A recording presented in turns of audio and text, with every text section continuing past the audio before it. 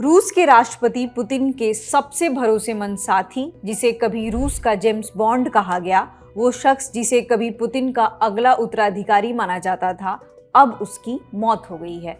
Sergei Ivanov रूस के पूर्व रक्षा मंत्री या कह ले पुतिन के सबसे अच्छे दोस्त का 26 जून को 73 की उम्र में निधन हो गया है। उनकी मौत पर रूस के प्रेसिडेंट व्लादिमीर पुतिन ने शोक जताया है। उनके परिवार और दोस्तों के साथ अपनी संवेदनाएं व्यक्त की हैं।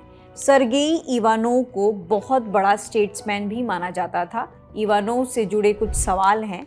क्या इवानोव का परिचय केवल पुतिन के सबसे अच्छे दोस्त के रूप में था? उन्हें सोवियत रूस का जेम्स बॉन्ड क्यों कहा जाता था? एक समय पर उन्हें पुतिन का उत्तराधिकारी क्यों माना जाता था? साल 2016 में पुतिन ने अपने सबसे जिगरी दोस्त को चीफ ऑफ स्टाफ के पोस्ट से क्यों फायर किया था? आज की इस वीडियो में हम इन सारे सवालों का जवाब देंगे। मॉस्को टाइम्स के मुताबिक पुतिन और इवानोव 1970 के दशक में मिले थे। उस समय दोनों सोवियत संघ की खुफिया एजेंसी केजीबी मतलब राज्य सुरक्षा समिति के लेनिनग्राद, जो कि अब सेंट पीटर्सबर्ग के ऑफिस में काम करते थे और यही दोनों के अच्छे संबंध बने। फिर 1990 के दशक में दोनों के रास्ते अलग हो गए। सोवियत यूनियन टूटने के बाद पुतिन राजनीति में आ गए और सेंट पीटर्सबर्ग के मेयर ऑफिस में काम करने लगे। वहीं इवानोव खुफिया एजेंसी में ही बने रहे और धीरे धीरे विदेशी खुफिया सेवा फॉरेन इंटेलिजेंस सर्विस में सीनियर ऑफिसर बन गए।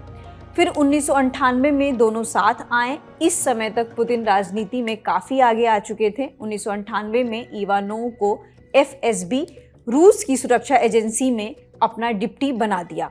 इस समय पुतिन एफएसबी के डायरेक्टर थे। साल 1998 से इवानोव को पुतिन का सबसे भरोसेमंद व्यक्ति माना जाने लगा।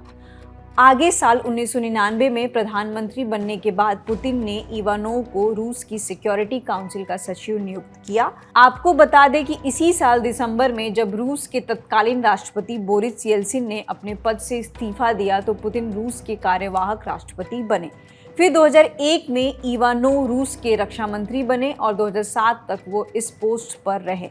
इसी बीच पुतिन साल 2000 में पहली बार ऑफिशियली राष्ट्रपति बने, मतलब चुनाव जीतकर राष्ट्रपति बने और साल 2004 में भी चुनाव जीतकर दोबारा राष्ट्रपति बने। 2008 से 2012 तक जब दिमित्री मेदवेदेव राष्ट्रपति बने और पुतिन प्रधानमंत्री थे, तब इवानोव उप प्रधानमंत्री बने। पुतिन इस समय प्रधानमंत्री इसलिए थे क्योंकि वो राष्ट्रपति के पोस्ट पर 2 बार लगातार बने रहने के बाद तीसरी बार नहीं बन सकते थे।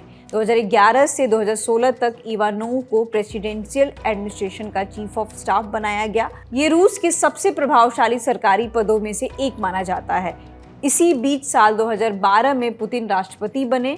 हम इवानोव के साथ साथ पुतिन के पॉलिटिकल करियर को इसलिए डिस्कस करते हुए चल रहे हैं क्योंकि पुतिन का रूस के पॉलिटिक्स में रहना और इवानोव का सरकारी पोस्ट में बने रहना एक पैटर्न बन गया था।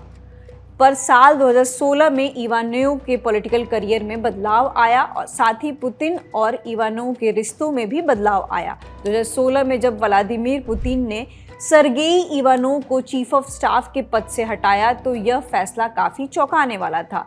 इस समय पुतिन रूस के प्रेसिडेंट थे। बीबीसी की रिपोर्ट के मुताबिक उस समय पुतिन ने कहा था कि इवानोव ने खुद 4 साल पूरे होने के बाद पद छोड़ने की इच्छा जताई थी और उन्होंने ही अपने डिप्टी एंटोन वैनो का नाम उत्तराधिकारी के रूप में सुझाया था। लेकिन पॉलिटिकल एक्सपर्ट्स को ये बात नहीं जमी क्योंकि इवानोव पुतिन के सबसे भरोसेमंद लोगों में गिने जाते थे और इतने शक्तिशाली पद से उन्हें अचानक से हटाकर इन्वायरमेंटल एंड ट्रांसपोर्ट इश्यूज का स्पेशल रिप्रेजेंटेटिव बना देने को डिमोशन के तौर पर लिया गया। इस मूव को पुतिन और इवानोव के रिश्तों में खटास के तौर पर भी लिया जाने लगा। हालांकि इसके कोई ठोस सबूत नहीं मिले। इस पद से हट जाने के बाद भी इवानोव सिक्योरिटी कमेटी के मेंबर रहे और सरकारी जिम्मेदारियां निभाते रहे।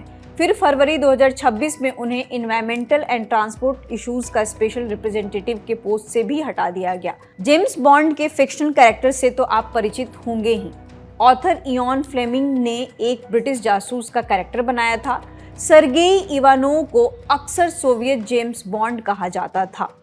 इसकी वजह ये थी कि वे केजीबी के एक इंटेलिजेंस ऑफिसर थे। वे कई वेस्टर्न लैंग्वेजेस को जानते थे, जैसे इंग्लिश अच्छी तरह बोल लेते थे और अपनी शार्प माइंड से इंटेलिजेंस कैंपेन्स को सक्सेसफुली डील करना जानते थे।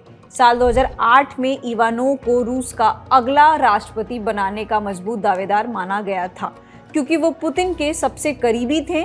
सालों से खुफिया एजेंसी और राजनीति का अनुभव था। पुतिन का उत्तराधिकारी कौन होगा और रूस की राजनीति किस दिशा में जाएगी, ये तो वक्त ही बताएगा। फिलहाल इतना ही। सर्गेई इवानोव की कहानी आपको कैसी लगी, आप हमें कमेंट सेक्शन में बता सकते हैं। शुक्रिया।